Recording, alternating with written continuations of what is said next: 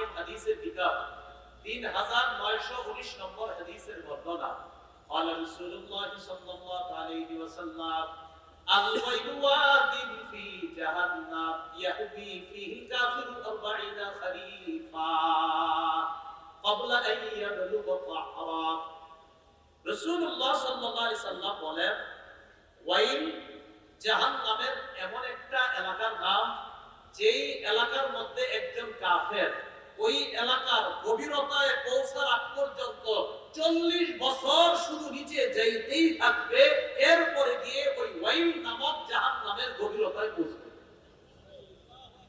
কি বুঝছেন নি সবাই? তাহলে ওয়াইল জাহান্নামের এমন একটা উপত্যকার নাম, এমন একটা এলাকার নাম যেই এলাকার গভীরতায় পৌঁছার আগে এক ব্যক্তি শুধু নিচে যাইতে থাকবে কয় বছর? 40 বছর কাফের যাইতে থাকবে। আল্লাহ আমাদের সকলকে এই ওয়াইল থেকে হেফাজত করেন। আমি আপনাদের সামনে যে সূরাটা তেলাওয়াত করেছি এই সূরার নাম সূরাতুল মাউন। আমি আশাবাদী এখানে আমরা যারা আছি বেশিরভাগ মানুষ এই সূরাটা আমরা পারি, কিছু সংখ্যক মুখস্থ না পারলেও দেখে দেখে সবাই পড়তে পারে বলে আমরা আশা রাখি। মাউন অর্থ হলো আপনার গৃহস্থালী প্রয়োজনীয় সামগ্রী, ঘরের প্রয়োজনীয় যে সমস্ত জিনিসগুলা কাজে লাগে, সুই, বাসন, শাবল, আপনার কুড়াল, কোদাল, যেই জিনিসগুলা মানুষ হঠাৎ প্রয়োজন পড়ে যায়, বাজারে যাওয়া এই মুহূর্তে সম্ভব না, পাশের ঘরে বা পাশের বাড়িতে গিয়ে এই জিনিসগুলা মানুষের কাছে যে কিছুক্ষণের জন্য নিয়ে আসে আবার পৌঁছায় দেয়, এইগুলাকে বলা হয় মাউন। এই সূরার মধ্যে একটা শব্দ আছে মাউন। এই মাউনের দিকে লক্ষ্য করে এই সূরার নামকরণ করা হয়েছে সূরাতুল মাউন। আল্লাহ রাব্বুল আলামিন বলেন আরাআইতাল্লাযী ইউকাযযিবু বিদ্দীন, আপনি কি ওই ব্যক্তিকে দেখেছেন যে দ্বীনকে অস্বীকার করে, কর্মফলকে অস্বীকার করে? কিয়ামতের ময়দানে আল্লাহ রাব্বুল আলামিন আমাদেরকে কর্মফল দিবেন। দুনিয়াতে যা করেছি এই কর্মের ফল দিবেন কিয়ামতের ময়দানে। আল্লাহ বলেন তাকে কি আপনি দেখেছেন যে কর্মফলকে অস্বীকার করে? একদল কাফেরের ব্যাপারে এই আয়াত নাযিল হয়েছে। কর্মফল বলতে তারা হাসাহাসি করে যে এইগুলো হলো পূর্ববর্তীদের কলিক কল্প কাহিনী। বলেন নাউযুবিল্লাহ, এইগুলা মিথ্যা কাহিনী। তো আল্লাহ বলেন আরাআইতাল্লাযী ইউকাযযিবু বিদ্দীন, আপনি কি তাকে দেখেছেন যে দ্বীনকে অস্বীকার করে, কর্মফলকে অস্বীকার করে? সূরা হজের 5 নম্বর আয়াতে আল্লাহ বলেন ইয়া আইয়ুহান নাসু ইন কুনতুম ফি রাইবিন মিনাল বা'স ফাইন্না খালাকনাকুম মিন তুরাব। হে মানুষ, তোমরা যদি পুনরুত্থানের ব্যাপারে সন্দিহান হয়ে থাকো, পুনরুত্থানের ব্যাপারে যদি তোমরা সন্দেহ পোষণ করো, তাহলে তোমরা জেনে নাও আমি তোমাদেরকে মাটি থেকে বানিয়েছি।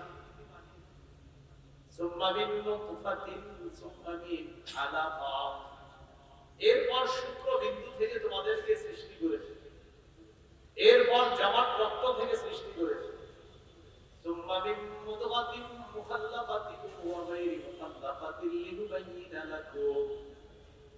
এরপর পূর্ণ আকৃতি বিশিষ্ট অথবা অপূর্ণ আকৃতি বিশিষ্ট গোস্ত পিণ্ড থেকে তোমাদেরকে সৃষ্টি করেছে।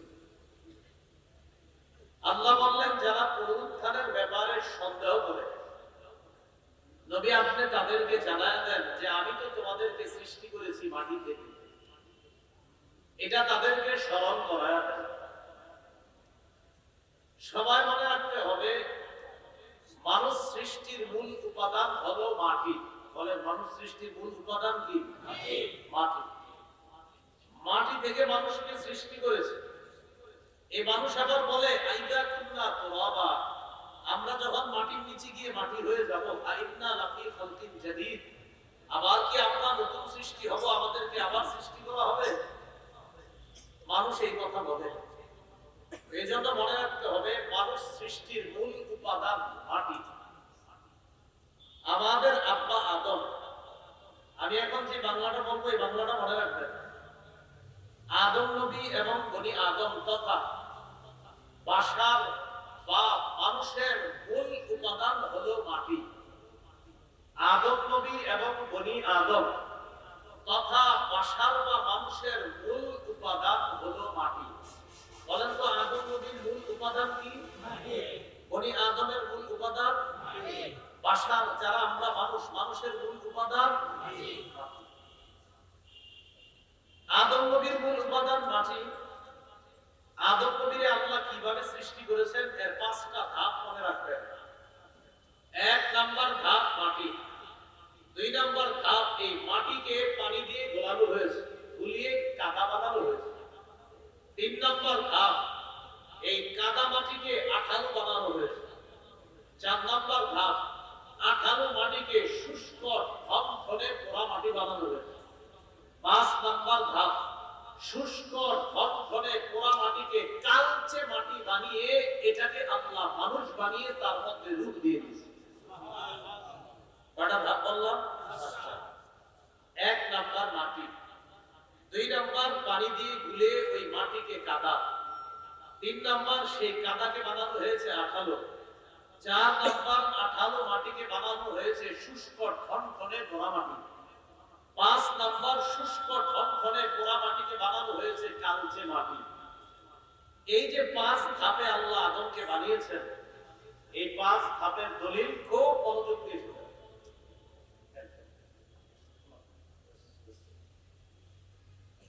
1 নাম্বার মাটি দলিল সূরা আলে ইমরানের 59 নম্বর আয়াতে আল্লাহ বলেন, ইন্না মাসালা ঈসা ইনদাল্লাহি কামাসালি আদম খালাকাহু মিন তুরাব। আল্লাহ বলেন নিশ্চয়ই ঈসা আলাইহিস সালাতু ওয়াস সালামের দৃষ্টান্ত আল্লাহর কাছে আদম নবীর মতো। খালাকাহু মিন তুরাব, আল্লাহ আদম নবীকে সৃষ্টি করেছেন মাটি থেকে। তাহলে 1 নাম্বার উপাদান পেয়ে গেলাম মাটি, প্রথম ধাপ। দ্বিতীয় ধাপ মনে আছে আপনাদের? পানির সাথে মিশিয়ে ওই মাটিকে বানানো হয়েছে কাদা। দলিল সূরা আলিফ লাম মিম আস-সাজদা, হাফিজি কোরআন শরীফ অনুযায়ী, হাফিজি কোরআন মাজিদ অনুযায়ী 21 নম্বর পারা 14 নম্বর পৃষ্ঠা, আলিফ লাম মিম আস-সাজদা 7 নম্বর আয়াতে আল্লাহ বলেন, মানুষকে আল্লাহ রাব্বুল আলামিন যে বানিয়েছেন কাদা মাটি থেকে, এই আয়াতে আল্লাহ বলেন আল্লাযী আহসানা কুল্লা শাইইন খালাকা ওয়া বাদাআ খালকাল ইনসানি মিন তিন। আল্লাহ সমস্ত সৃষ্টিকে সুন্দর করে সৃষ্টি করেছেন, আর মানুষের সৃষ্টির সূচনা করেছেন আল্লাহ মিন তিন, কাদা মাটি থেকে। তাহলে প্রথম ধাপ মাটি, দ্বিতীয় ধাপ কাদা মাটি। বলেছিলাম আমরা দ্বিতীয় ধাপে মাটিকে পানির সাথে মিশিয়ে এটাকে কাদা বানাবো। 3 নম্বর ধাপ আঠালো মাটি। এটাকে যে আঠালো বানানো হয়েছে দলিল 23 নম্বর পারা সূরা আস-সাফফাত, হাফিজি কোরআন হাকিম অনুযায়ী 5 নম্বর পৃষ্ঠা। আল্লাহ রাব্বুল আলামিন বলেন, ইন্না খালাকনাকুম মিন তিনিল লাযিব, আমি মানুষকে সৃষ্টি করেছি আঠালো মাটি থেকে। সুবহানাল্লাহ। 4 নম্বর ধাপটাকে বলতে পারবেন না? আঠালো মাটিকে শুষ্ক ঠনঠনে পোড়া মাটি। দলিল সূরা আর-রহমান, এই সূরা আর-রহমানের 14 নম্বর আয়াত। ও আগের দলিলটা সূরা আস-সাফফাত, হাফিজি কোরআন অনুযায়ী 23 পারার 5 নম্বর পৃষ্ঠা, সূরা আস-সাফফাতের 11 নম্বর আয়াত। আর শুষ্ক ঠনঠনে মাটির দলিল হলো সূরা আর-রহমানের 14 নম্বর আয়াত। আল্লাহ বলেন, খালাকাল ইনসান মিন সালসাল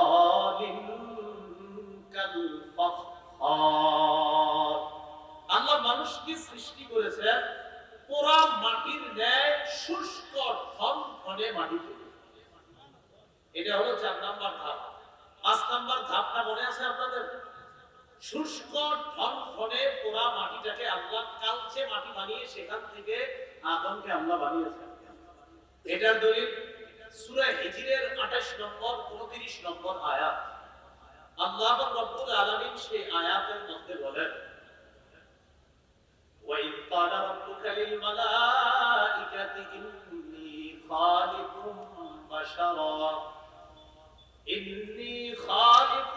بَشَرًا مِنْ صَلْصَالٍ مِنْ حَمَإٍ مَسْنُونٍ। ওই সময়কে স্মরণ করুন যখন আপনার রব ফেরেশতাদেরকে বললেন, হে ফেরেশতারা, আমি শুষ্ক ঠনঠনে কালচে মাটি থেকে মানুষ বানাবো। فَإِذَا سَوَّيْتُهُ وَنَفَخْتُ فِيهِ مِنْ رُوحِي, আমি যখন শুষ্ক ঠনঠনে কালচে মাটি থেকে মানুষকে বানাবো, তাকে যখন আমি মানুষের রূপ দান করব, এরপর তার মধ্যে আমি আমার রূহ তথা ফুঁকে দিব, আমার হুকুমটা তার মধ্যে দিব। রূহ মানে আল্লাহর হুকুম। আল্লাহ যতদিন চায় মানুষটা বাঁচবে, আল্লাহ যতদিন চান মানুষটা ততদিন দুনিয়াতে থাকবে, আল্লাহ না চাইলে তিনি থাকবেন না। এটাকে বলা হয় রূহ। যখন আমি মানুষটার মধ্যে রূহ দিব, ও ফেরেশতারা, ফাকউ লাহু সাজিদিন, তোমরা তার সামনে সিজদায় পড়ে যাবে। তাহলে মানুষ বানানোর, আদম বানানোর কয় ধাপ জানলাম আমরা? 1 নাম্বার ধাপ মাটি থেকে, এটা আমরা জানলাম সূরা আলী ইমরান 59 নম্বর আয়াত, ইন্না মাসালা ঈসা ইনদাল্লাহি কামাসালি আদম খালাকাহু মিন তুরাব। 2 নাম্বার ধাপ জানলাম আমরা, পানির সাথে মাটিকে মিশিয়ে এটাকে কাদা মাটি বানানো হয়েছে। সূরা আলিফ লাম মিম আস-সাজদা 7 নম্বর আয়াত থেকে আমরা জানলাম ওয়া বাদাআ খালকাল ইনসানি মিন তিন। 3 নাম্বার, এই কাদা মাটিকে আঠালো বানানো হয়েছে।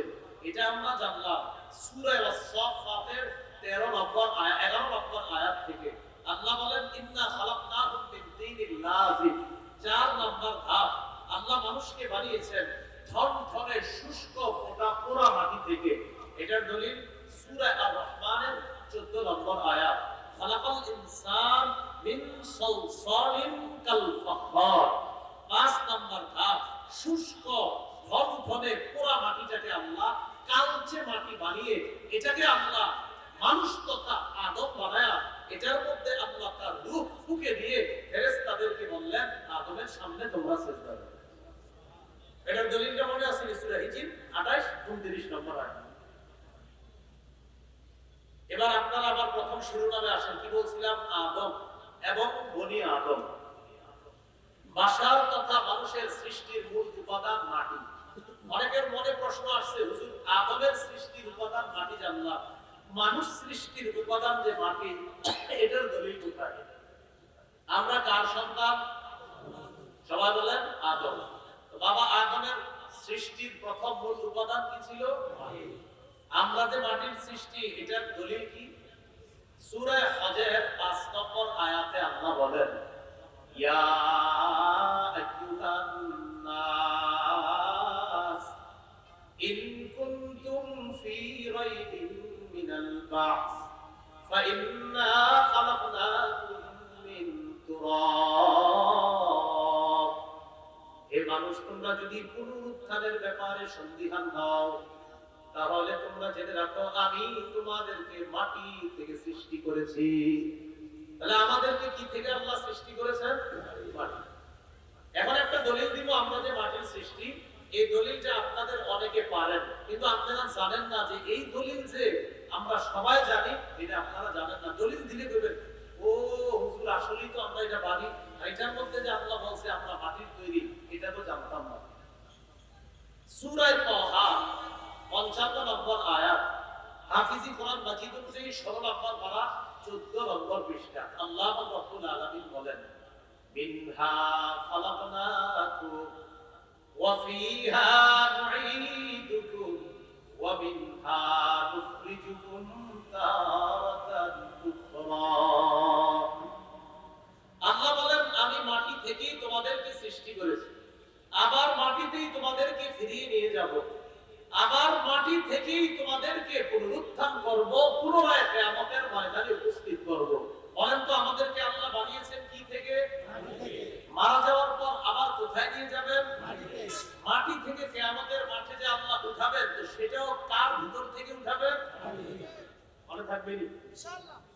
তাহলে আল্লাহ মাটি থেকে বানাইছে, মাটির ভিতরে নিবে, আবার মাটি থেকে কিয়ামতের ময়দানে উঠাবে।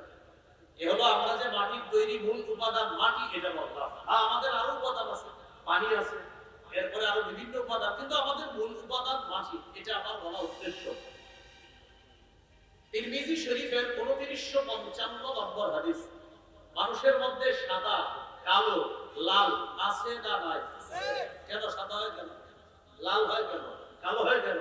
সবাই তো সাদা হতে পারত, সবাই তো লাল হতে পারত, সবাই তো কালো হতে পারত, বিভিন্ন জন বিভিন্ন ধরনের কেন হয়? তিরমিজি শরীফের 2955 নম্বর হাদিস, মানে 2955। قال رسول الله صلى الله عليه وسلم إن الله خلق آدم من قبضة قبضها من جميع الأرض। রাসূলুল্লাহ সাল্লাল্লাহু আলাইহি ওয়াসাল্লাম বলেন, আল্লাহ রাব্বুল আলামিন সমগ্র পৃথিবী থেকে এক মুঠো মাটি দিয়ে আদম নবীকে সৃষ্টি করেছেন। সুবহানাল্লাহ। আবার বলছি, আল্লাহ রাব্বুল আলামিন সমস্ত পৃথিবী থেকে এক মুঠো মাটি নিয়ে কাকে সৃষ্টি করেছেন? আদম।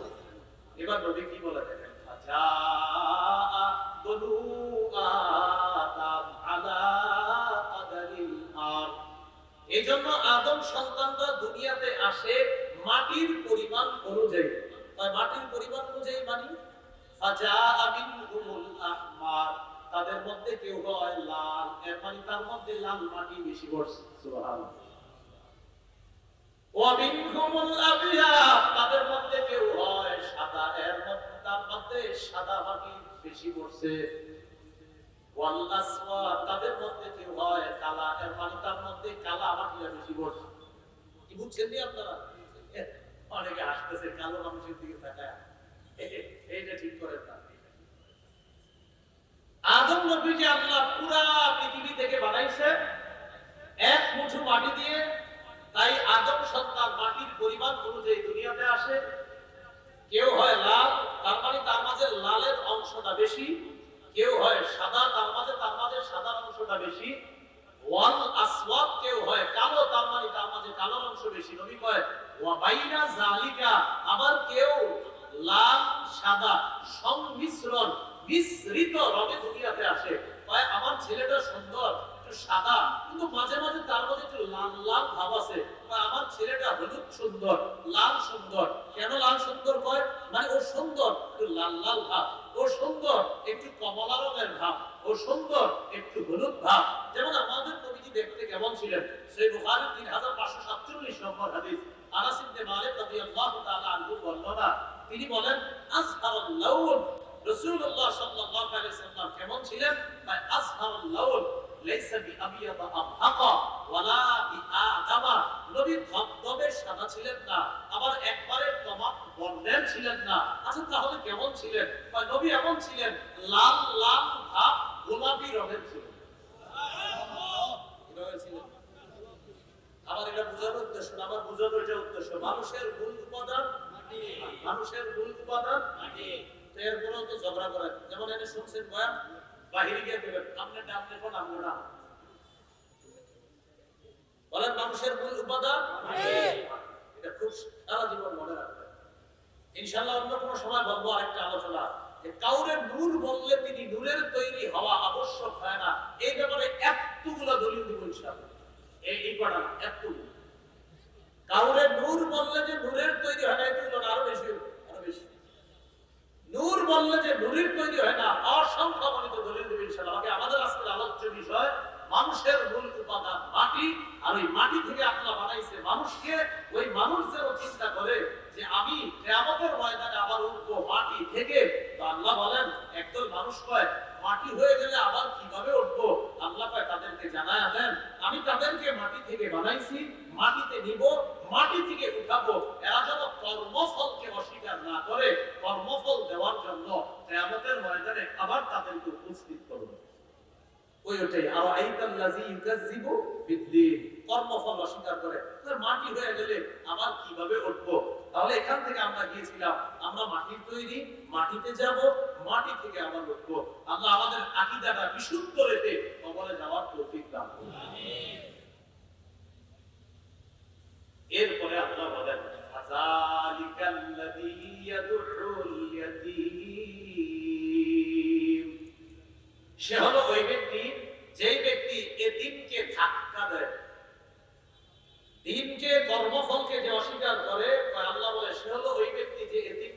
ধাক্কা দেয়।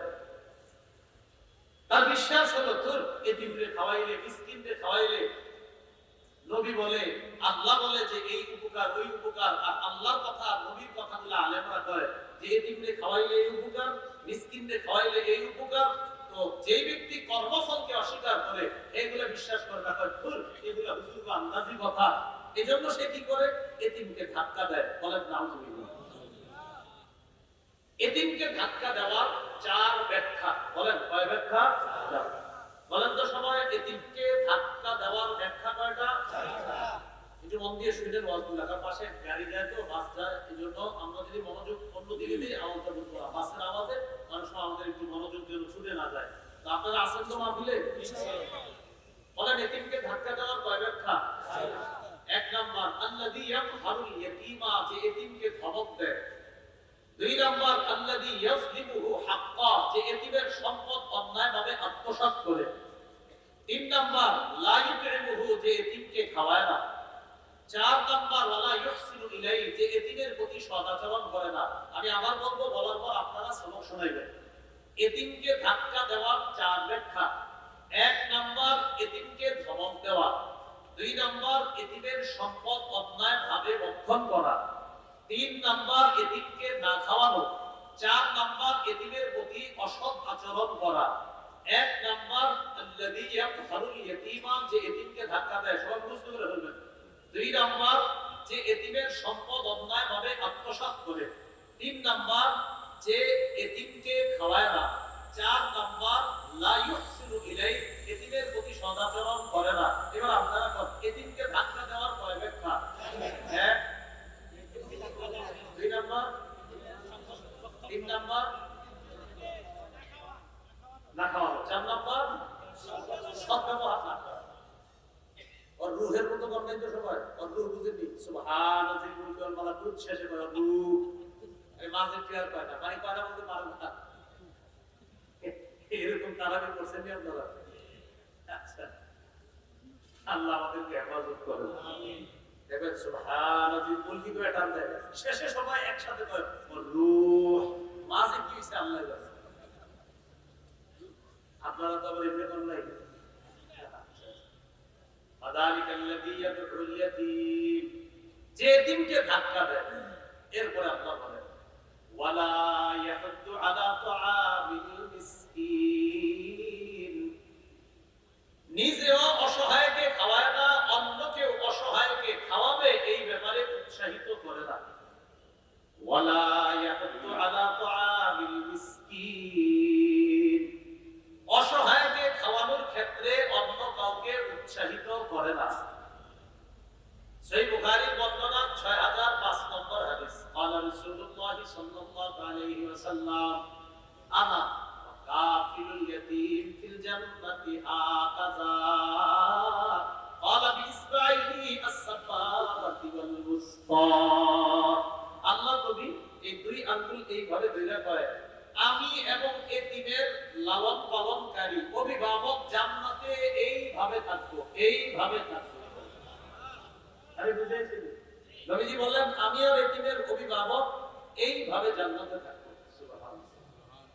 ক্বালা রাসূলুল্লাহ সাল্লাল্লাহু আলাইহি ওয়াসাল্লাম, ইদা আরাদতা আইয়ালিনা কলবুকা ফামসাহ রাসাল ইয়াতীম, তুমি যদি চাও তোমার অন্তরটা নরম হোক, তাহলে তুমি এতিমের মাথায় হাত বুলাও, আল্লাহ তোমার অন্তরকে নরম বানায় দিবে। সুবহানাল্লাহ। তাহলে দিনকে কর্মফলকে অস্বীকার করে ওই ব্যক্তি যে এতিমকে ধাক্কা দেয়, যে মিসকিনকে খাওয়ানোর ক্ষেত্রে উৎসাহিত করে না, নিজেও খাওয়ায় না, অন্যকেও খাওয়া এই ব্যাপারে উৎসাহিত করে না। এবার আল্লাহ বলেন, ফাওয়াইলুল লিল মুসাল্লিন আল্লাযীনা হুম আন সালাতিহিম সাহুন। ফাওয়াইলুল লিল মুসাল্লিন, ধ্বংস ওই সমস্ত অলস নামাজীদের জন্য। আল্লাহ বলেন ধ্বংস ওই সমস্ত অলস নামাজীদের জন্য, যারা নামাজের ক্ষেত্রে অলসতা করে, যারা নামাজের ব্যাপারে গাফলতি করে, যারা অলসতা করে। ওয়াইল, বলেন আমার সাথে ওয়াইল। ওয়াইল অর্থ ধ্বংস। বলেন ওয়াইল অর্থ ধ্বংস। জাহান্নামের একটা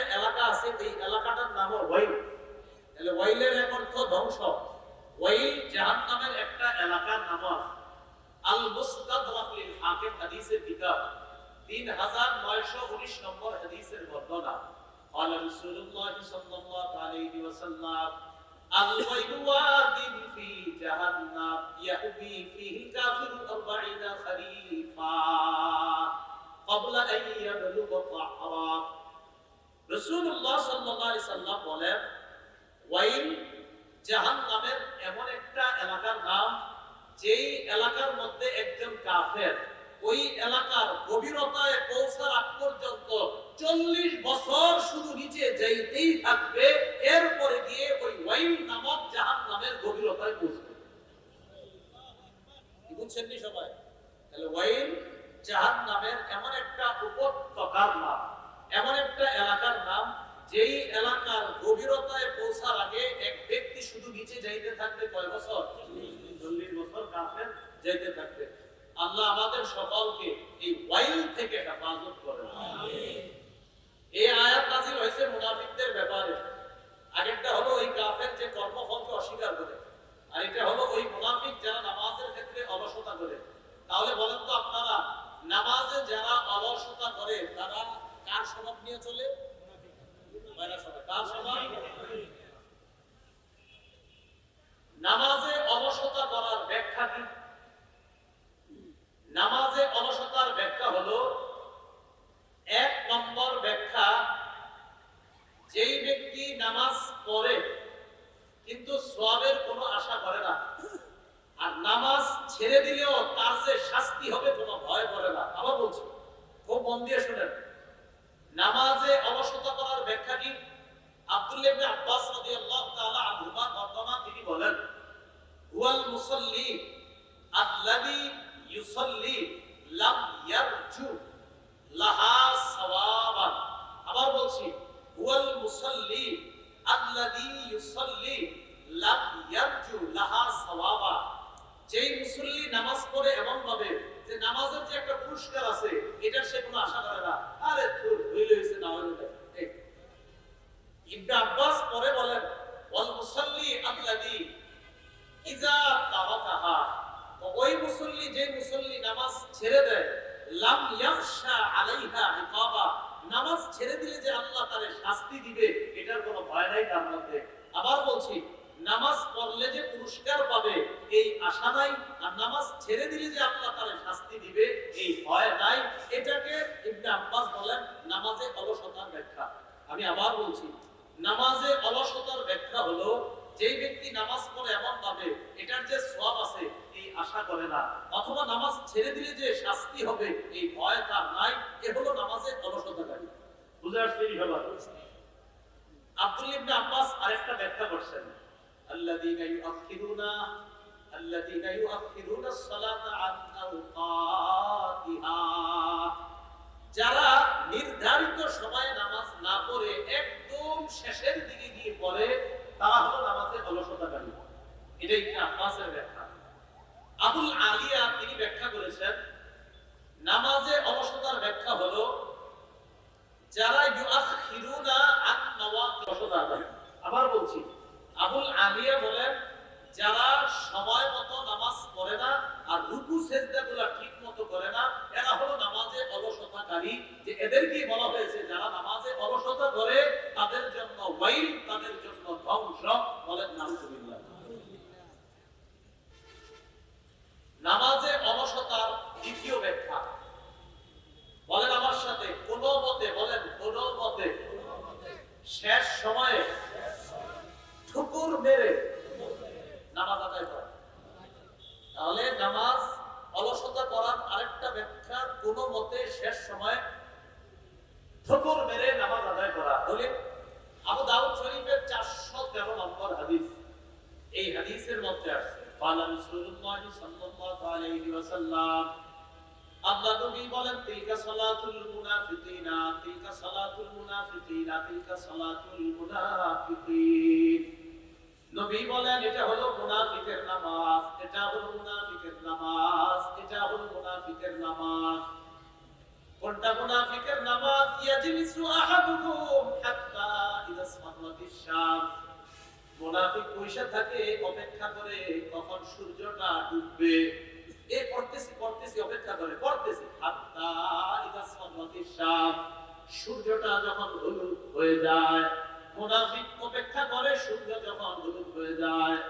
হলুদ হওয়ার পর কানাত বাইনা কবলাই শাইতান, শয়তানের দুই শিংয়ের মাঝে থাকে, ও আলা কবলাই শাইতান, সূর্য যখন শয়তানের দুই শিংয়ের উপরে থাকে, সূর্যটা পশ্চিম দিকে যায়, হলুদ হয়ে যায়, ওই ব্যক্তি তখন খাবা দাঁড়ায়, দাঁড়ানোর পর কোন মতে না করো আল্লাহ চারটা ঠুকুর মারে। আসরের নামাজ কয় রাকাত? 4 রাকাত। এক ঠুকুর, দুই ঠুকুর, তিন ঠুকুর, চার ঠুকুর, কোন মতে চারটা ঠুকুর মারে। ওয়ালা ইয়াসকুরুল্লাহ ফিহা ইল্লা কালিলা, কয় খালি ঠুকুর মারে, বেশি আল্লাহরে স্মরণ করে না। সুবহান রাব্বিয়াল আলা আছে, আজিম আছে, আত্তাহিয়াত আছে, তো এইগুলা ঠিকঠাক মতো সে আদায় করে না। নবী বলেন এটা মুনাফিকের নামাজ। তাহলে কি বুঝলাম? নবী বলছেন এটা মুনাফিকের নামাজ, যারা শেষ সময়ে সূর্য হলুদ হয় কোন মতে দাঁড়ায়, চারটা ঠোকর মারে, এটাকে নবী মুনাফিকের নামাজ বললেন। এই জাতীয় নামাজি থেকে আল্লাহ আমাদেরকে হেফাজত করে সঠিক সময়ে আমরা যেন সব নামাজগুলো আদায় করতে পারি, আল্লাহ তৌফিক দান করেন।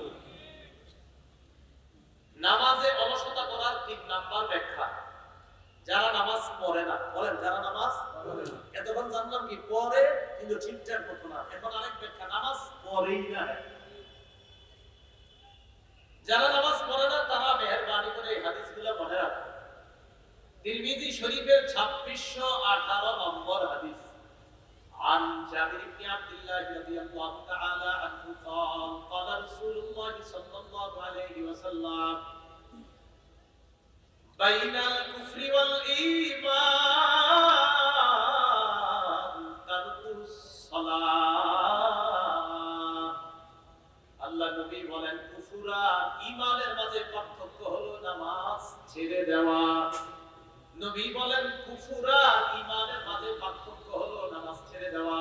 এবার আমি বলবো অর্ধেক বাকি না, আপনারা বলবেন, বলেন কুফর আর ঈমানের মাঝে পার্থক্য, কুফর আর ঈমানের মাঝে পার্থক্য কি মনে থাকবেনি সবার? তিরমিজি শরীফের 2619 নম্বর হাদিস, এই সনদেই قال رسول الله صلى الله عليه وسلم, আল্লাহ নবী বলেন বাইনাল আবদি ওয়া বাইনাশ শিরকি আও বাইনাল কুফরি তারকুস সালাহ, বান্দার মাঝে শিরকের মাঝে এবং কুফরের মাঝে, বান্দার মাঝে শিরকের মাঝে অথবা কুফরের মাঝে পার্থক্য হলো তারকুস সালাহ, নামাজ ছেড়ে দেওয়া। ইমানদার বান্দা শিরক আর কুফরের মাঝে পার্থক্য হলো নামাজ ছেড়ে দেওয়া। এবার আপনারা বলেন ইমানদার বান্দা শিরক অথবা কুফরের মাঝে, ইমানদার বান্দা শিরক অথবা কুফরের মাঝে পার্থক্য হলো নামাজ ছেড়ে দেওয়া। আবার বলছি ইমানদার বান্দা কুফর অথবা শিরকের মাঝে পার্থক্য হলো নামাজ ছেড়ে দেওয়া। আল্লাহ আমাদেরকে প্রতিনিয়ত 5 ওয়াক্ত সালাত যেন আমরা সময় মতো আদায় করতে পারি, আল্লাহ তৌফিক দান করুন। তিরমিজি শরীফের 2621 নম্বর হাদিসের বর্ণনা, এই হাদিসের মধ্যে আছে রাসূলুল্লাহ সাল্লাল্লাহু আলাইহি ওয়াসাল্লাম বলেন আল আহদুল্লাযী বাইনানা ওয়া বাইনাহুম আস-সালাহ, আমাদের মাঝে আর কাফেরদের মাঝে পুরস্কারের পার্থক্য হলো নামাজ। সুবহানাল্লাহ। আমাদের মাঝে আর কাফেরদের মাঝে পুরস্কারের পার্থক্য হলো নামাজ। নামাজের দ্বারা আমরা পুরস্কার পাবো জান্নাত, আর নামাজ ছাড়া কাফেরের পুরস্কার হলো জাহান্নাম। বলেন আমাদের মাঝে আর কাফেরদের মাঝে পুরস্কার পাওয়ার পার্থক্য নামাজ, ঈমান আর কুফরির মাঝে পার্থক্য নামাজ ছেড়ে দেওয়া না, নামাজ ছেড়ে দেওয়া। বান্দা কুফর আর শিরকের মাঝে পার্থক্য নামাজ ছেড়ে দেওয়া। আমাদের মাঝে আর কাফেরদের মাঝে পুরস্কারের পার্থক্য নামাজ। নামাজ আমরা পড়লে পুরস্কার পাবো জান্নাত, কাফের নামাজ পড়ে না তাই তাদের পুরস্কার হলো জাহান্নাম। নবী বলেন ফামান তারাকাহা ফাকাদ কাফারা, যেই ব্যক্তি নামাজ ছেড়ে দিল কেমন যেন সে কুফরি করলো। বলেন নাউযুবিল্লাহ। তাহলে এবার আমি প্রথম অংশ বলবো, শেষেরটা আপনারা বলবেন। যে নামাজ ছেড়ে দিল সে কেমন যেন, আবার যে নামাজ ছেড়ে দিল জোরে বলেন সে কেমন যেন, মানে যে নামাজ ছেড়ে দিল সে কেমন যেন। ঈমানের মাঝে আর কুফরির মাঝে পার্থক্য নামাজ, আমাদের মাঝে আর কাফেরদের পুরস্কারের পার্থক্য নামাজ।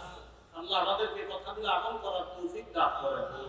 তিরমিজি শরীফের 2622 নম্বর হাদিসের বর্ণনা, কানা আসহাবু মুহাম্মাদিন সাল্লাল্লাহু আলাইহি ওয়াসাল্লাম লা ইয়ারাউনা শাইআন মিনাল আ'মাল তারকুহু কুফরুন গায়রা সালাহ। নবীজির সাহাবীগণ নামাজ ছেড়ে দেওয়াটা কুফরি, যে এই নামাজ ছেড়ে দেওয়া যে কুফরি, এটা ছাড়া আর অন্য কোনো কিছুকে তারা কুফরি মনে করতেন না। সাহাবায়ে কেরাম নামাজ ছেড়ে দেওয়াটাই শুধু কুফরি মনে করতেন। তো নবীর সাহাবারা নামাজ ছেড়ে দেওয়া ছাড়া অন্য কোনো আমলকে আর কুফরি মনে করতেন না। নামাজ ছেড়ে দেওয়াটাকে তারা সবচেয়ে বড় কুফরি মনে করতেন। এবার প্রথম অংশ আমি বলবো, শেষেরটা আপনারা বলেন তো নবীর সাহাবীগণ সবচেয়ে বড় কুফরি মনে করতেন কোন আমল ছেড়ে দেওয়া? নামাজ ছেড়ে দেওয়া। আল্লাহ যেন আমাদের কথাগুলো বোঝার তৌফিক দান করেন। আসেন পরের অংশে যাই। আল্লাযীনা হুম আন সালাতিহিম সাহুন, যারা নামাজে অলসতা করে। আলেম ছাড়া অন্য কেউ বলতে পারবেন যে আমরা সাধারণত কয়েকটা নামাজে অলসতা করি? মাশাআল্লাহ, কয়েকটা? 3 ওয়াক্ত। আমরা সাধারণত 3 ওয়াক্ত নামাজে বেশি অলসতা করি। বলেন আমার সাথে সবাই, ফজর, আসর, এশা। ঠিক না? ঠিক। ফজর, আসর, এশা। জোহরের নামাজে দেখবেন অফিস আদালত সহ সব মসজিদে মুসল্লি বেশি। মাগরিবের নামাজে পাড়া গ্রাম সহ শহরের সব মসজিদে মুসল্লি বেশি। আনফরচুনেটলি ফজর, আসর আর এশায় মুসল্লি বেশি পাওয়া যায়। তাহলে আমরা কয়েকটা নামাজে বেশি অলসতা করি? এর মধ্যে 1 নাম্বার কোন নামাজটা? ফজরে যে অলসতা করি, এটা কি আমরা করে বুঝান লাগবে? না লাগলেও কিছু কই শোনাবে। মুসলিম শরীফের বর্ণনা 1377 নম্বর হাদিস, আমাদের মাদ্রাসার পাঠ্যপুস্তক অনুসারে 656 নম্বর হাদিস। কিতাবের নাম আল মাসাজিদ ওয়া মাওয়াদিউস সালাহ, বাবু ফাদলিস ইশাই ওয়াস সুবহি ফি জামাআহ। ইমাম মুসলিম রাহমাতুল্লাহি আলাইহি একটা শিরোনাম আছে কিতাবের মধ্যে, অধ্যায়। এই অধ্যায়টা হলো মসজিদ এবং নামাজের স্থানসমূহ। শিরোনামটা হলো এশার নামাজ এবং ফজরের নামাজ জামাতে আদায় করার ফজিলত। قال رسول الله صلى الله عليه وسلم من صلى العشاء في جماعة فكأنما قام نصف الليل। রাসূলুল্লাহ সাল্লাল্লাহু আলাইহি সাল্লাম বলেন, ওসমান গনি রাদিয়াল্লাহু তাআলা আনহু বর্ণনা, রাসূলুল্লাহ সাল্লাল্লাহু আলাইহি সাল্লাম বলেন, যে ব্যক্তি এশার নামাজ জামাতে পড়বে, আজকে যারা যারা এশার নামাজ জামাতে পড়বেন, পড়ার পর ঘুমায়া যাইবেন, কিচ্ছু করেন না, নামাজ পড়ে ঘুমায়া গেছেন, ফাকান্নামা কামা নিসফাল লাইল, ওই ব্যক্তি অর্ধেক রাত জাগ্রত হয়ে ইবাদত করলে যে সওয়াব, এশার নামাজ জামাতে পড়ে ঘুমায়া থাকলেও সেই সওয়াব। সুবহানাল্লাহ।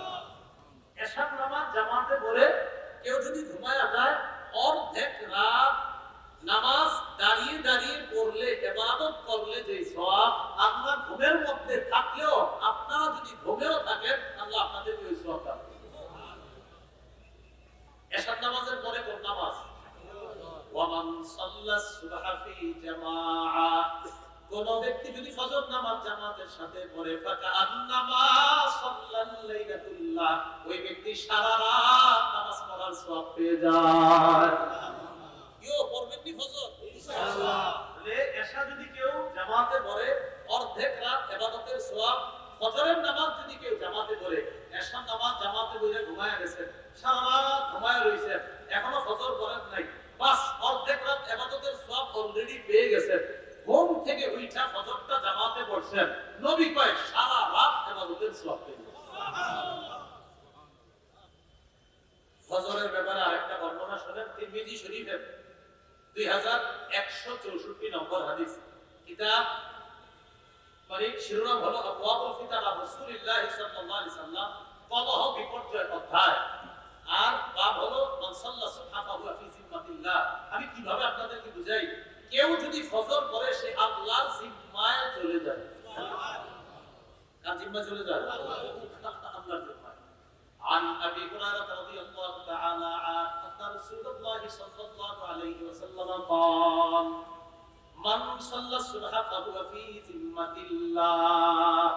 যে ব্যক্তি ফজরের নামাজ পড়ে, ফাহুয়া ফি জিম্মাতিল্লাহ, সে আল্লাহর জিম্মায় চলে যায়। ফালা ইউআদাকুমুল্লাহু বিশাইইন মিন জিম্মাতি।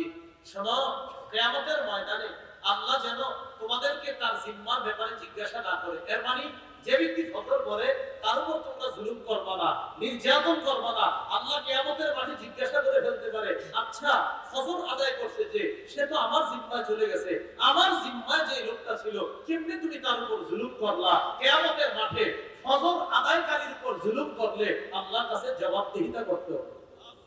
দেখছেন, ফজর আদায়কারী আল্লাহর জিম্মায়। নবী কয় সাবধান, আল্লাহর জিম্মায় যে আছে তারে প্রহার করবা না, আঘাত করবা না, জুলুম করবা না। এজন্য ফজর নামাজ যে পড়বেন, পড়ার পর কেউ যদি মারতে টারতে ঝগড়া করতে আসে, বলবেন ভাই ফজর পড়ছি, ঝামেলা করেন না। আবু দাউদ শরীফের আরেকটা বর্ণনা শুনেন, 561 নম্বর হাদিস, কিতাব আস-সালাহ, নামাজ অধ্যায়, শিরোনাম বাবু মা জাআ ফিল মাশই ইলা সালাহ ফিজ যুলাম। অন্ধকারের মধ্যে যে ব্যক্তি মসজিদে হাইটে হাইটে আসে, মা জাআ ফিল মাশই ইলাল মাসাজিদ ফিজ যুলাম, অন্ধকারে যারা হাইটে মসজিদে আসে। বলেন তো সাধারণত অন্ধকারে কয় নামাজ পাই?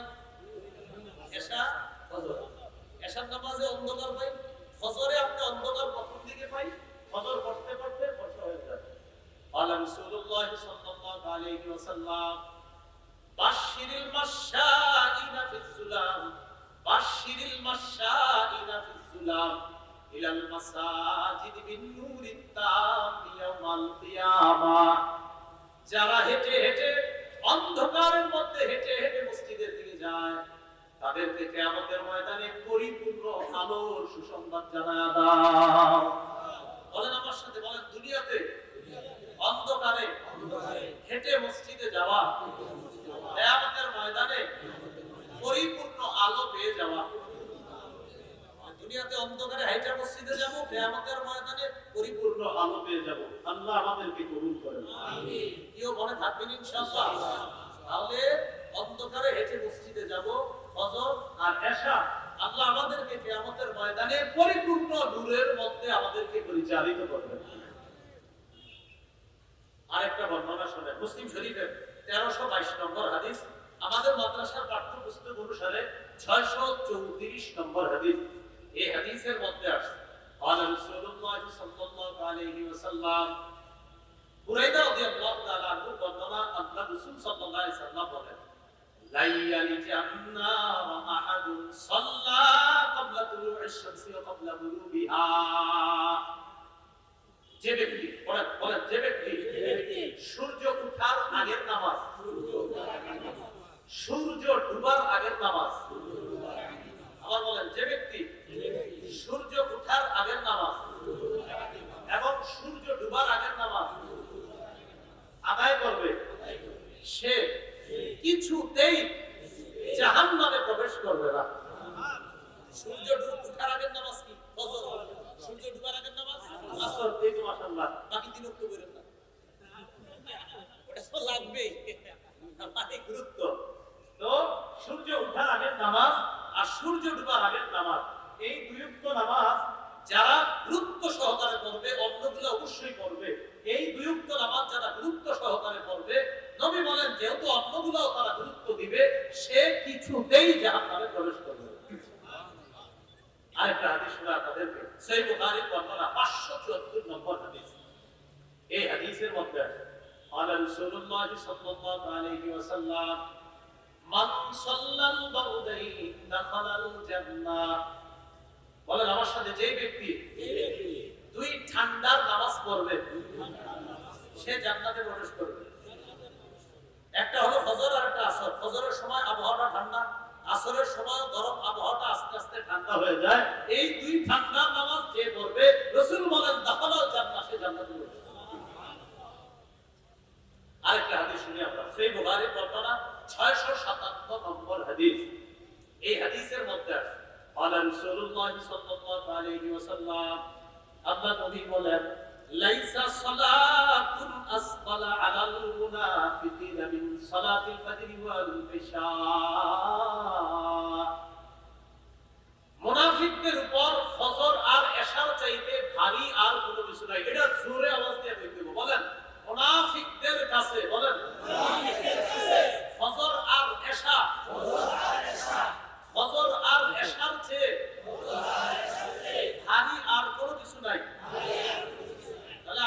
একটু বলবো, বাকিটা আপনারা বলেন তো। মুনাফিকদের কাছে ফজর আর এশার চাইতে ভারী আর কোনো কিছু আছে? এবার আপনারা বলবেন কোন দুই নামাজ মুনাফিকদের কাছে সবচেয়ে ভারী? কোন দুই নামাজ মুনাফিকদের কাছে সবচেয়ে ভারী?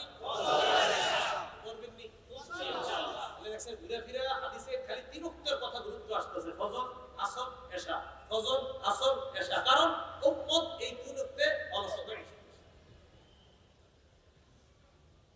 নবীজি বলেন লাউ ইয়ালামুনা মা ফীহিমা লাআতাউহুমা ওয়ালাউ হাবওয়া।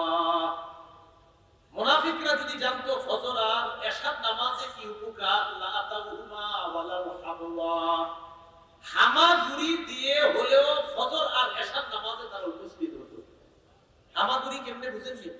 আপনি যদি প্যারালাইজড হয়ে যেতেন, অসুস্থ হয়ে যেতেন, গড়ায়া গড়ায়া হলেও ফজর আর এশার নামাজে যাইতেন। যদি ফজর আর এশার মূল্য কি, ফজর আর এশার কি ফায়দা, এটা যদি জানতেন, নবী কয় তোমরা গড়ায়া গড়ায়া হলেও ফজর আর এশার নামাজে যাবে।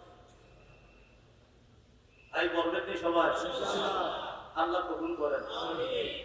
আরেকটা হাদিস শুনেন, তিরমিজি শরীফের বর্ণনা 586 নম্বর হাদিস। এই হাদিসের মধ্যে আছে قال رسول الله صلى الله عليه وسلم من صلى الغداة في جماعة, কোন ব্যক্তি যদি ফজরের নামাজ জামাতে আদায় করে, ثم قعد يذكر الله حتى تطلع الشمس, কোন ব্যক্তি যদি ফজরের নামাজ জামাতে আদায় করে, আদায় করার পর বৈশা বলে সুবহানাল্লাহ, আলহামদুলিল্লাহ, লা ইলাহা ইল্লাল্লাহ, আল্লাহু আকবার, অথবা কোরআন তেলাওয়াত করে, অথবা হাদিসের কিতাব পড়ে, অথবা তালিমের মধ্যে বসে, অথবা কায়দা পড়ে, অথবা আমপারা পড়ে।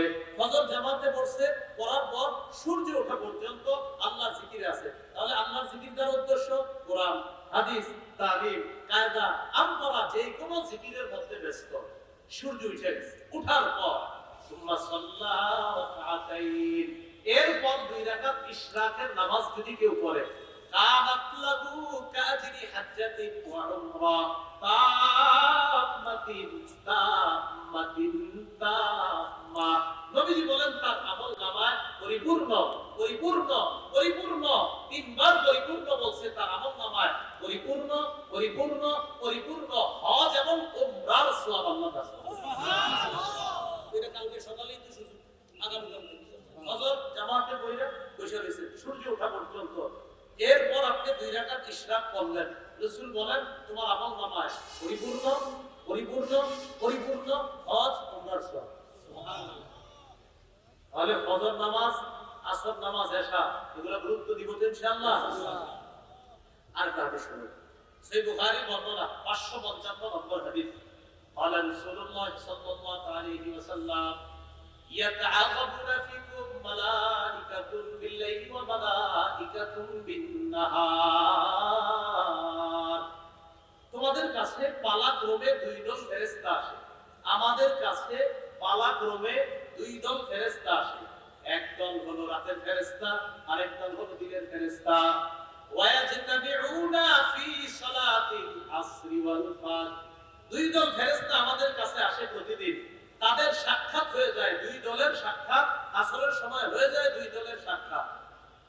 সুম্মা ইয়াউদুল্লাযিনা বাতু ফীকুম, এরপর আমাদের মাঝে যারা রাত্রে ছিল তারা আল্লাহর কাছে যখন যায়, বলেন তো আল্লাহ আমাদের ব্যাপারে জানে কিনা?